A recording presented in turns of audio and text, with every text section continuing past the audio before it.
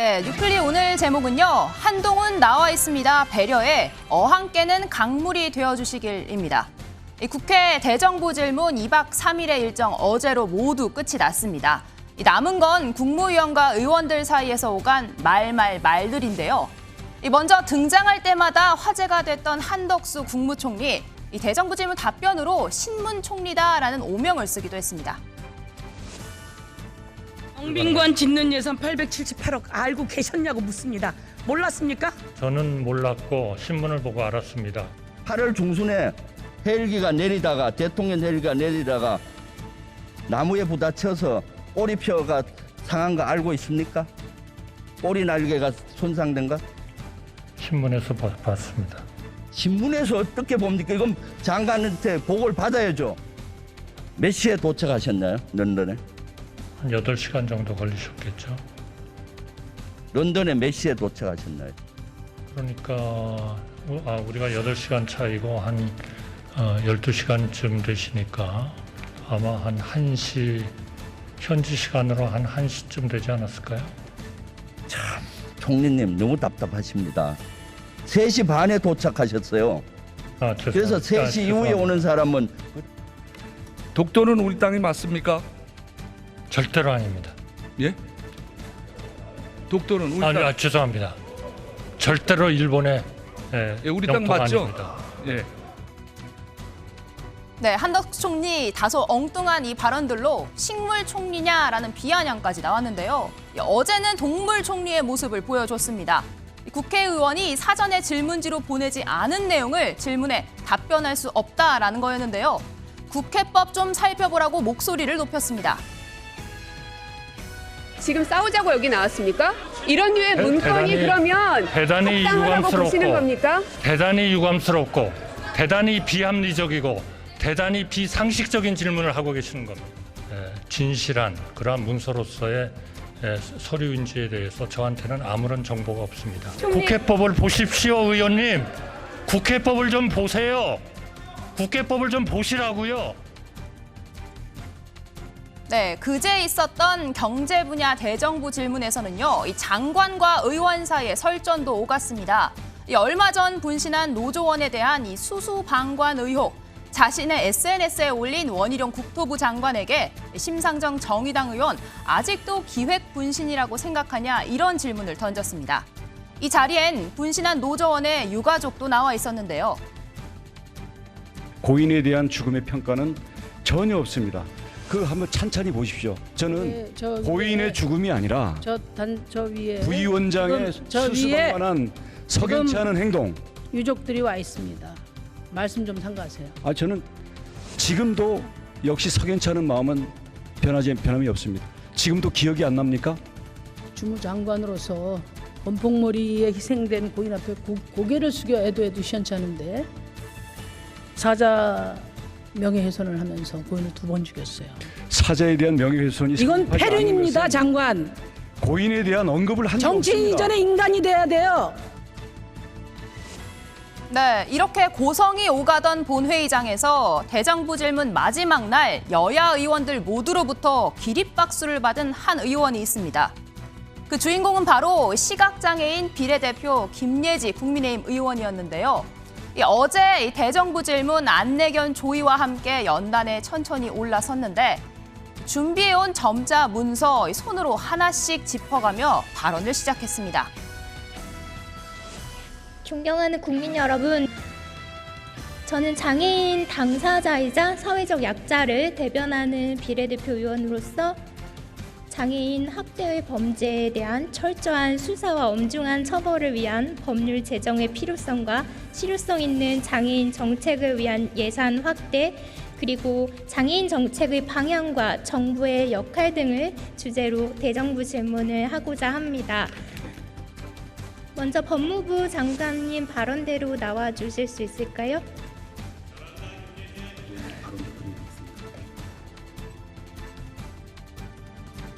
네, 이 연단 의원이 앉아있는 좌석으로부터 꽤 멀리 떨어져 있습니다. 김 의원 어제 이 질의를 위해서 자신의 좌석에서 연단까지 몇 걸음이 나오는지 이 발자국 숫자를 하나씩 세워보고 또 구체적인 동선 통째로 외웠다라고 하는데요.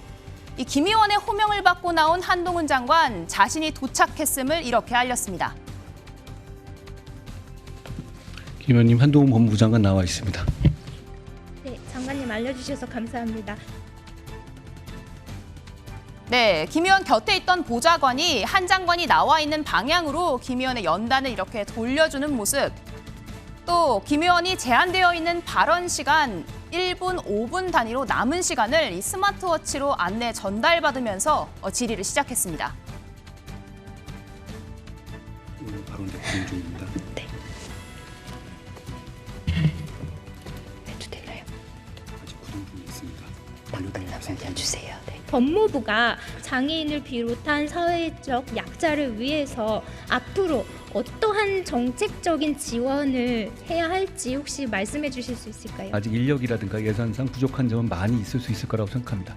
방법을 저희한테 많이 알려주시고 그때 많이 지도 편달해 주시면 저희가 최선을 다하겠습니다. 답변하시느라 고생하셨습니다. 들어가셔도 좋습니다. 고맙습니다. 코이라는 물고기가 있습니다. 환경에 따라 성장의 크기가 달라진다는 코이의 법칙으로도 알려져 있는데요.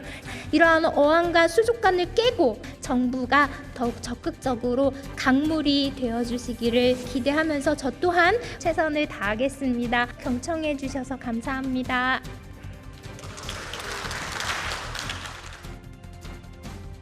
네, 임주혜 변호사님, 사실 이런 감동적인 장면보다 더 중요한 건 김 의원이 어떤 이야기를 했을까 이 내용인데요.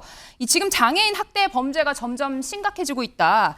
실제 송치로 검찰에 넘어가지도 않거나 솜방망이 처벌이 이어지고 있다 이렇게 이야기했는데요. 그렇습니다. 장애인 학대 범죄가 정말 끊임없이 일어나고 있습니다. 정말 잊을만 하면은 뉴스에 등장하고 있어서 많은 국민분들도 알고 계실 것 같은데 문제는 처벌까지 이루어지는 사례가 또 극히 드물다는 점입니다. 장애인 학대 범죄는 일단 주변 분들이 관심을 갖고 지켜봐주지 않으시면은 이것이 사건화되는 과정도 굉장히 힘들고요. 막상 수사가 이루어진다고 해도 이들을 학대하고 있는 이 가해자가 사실상 이 장애인 분들을 보호하고 있었던 보호자의 역할도 겸하는 경우가 많거든요. 네. 이분들에게 숙식을 제공하고 또 정말 적은 돈이지만 작은 임금을 지불하게 되면서 사실상 보호하고 있었다. 내가 음식도 제공했고 뭐 선물도 사준 적이 있다. 이런 식으로 방어를 하게 되면 이것이 양형 요소의 참작이 되기도 하고 또 경우에 따라서는 어떤 폭행이나 구타의 흔적 같은 것들이 증거로 남아있기가 어렵다 보니까 네. 오랜 시간 전에 이루어진 범죄에 대해서는 제대로 처벌이 이루어지고 못하고 있습니다.